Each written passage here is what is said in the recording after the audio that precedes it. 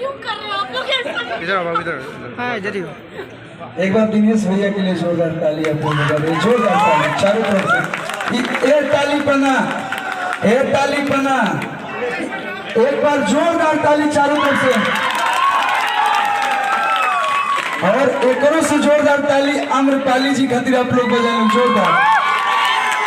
तो बहुत लोग को मालूम ही नहीं है, आज तक बोला निकाला है कि आम्रपाली दुबे के साथ रचा अरविंद के लग शादी मुबारक। हमारे को फिल्म आई बात और तोड़ा नहीं रहुआ जी का दिल, और हम टेंशन में हो गए कि दिनेश भैया दूल्हा बन गया साडा बरखुरदार, घोड़ी चढ़ गया चढ़ गया छटके मोटर कार, सहरा सज गया वो सहरा सज गया जलवेदार।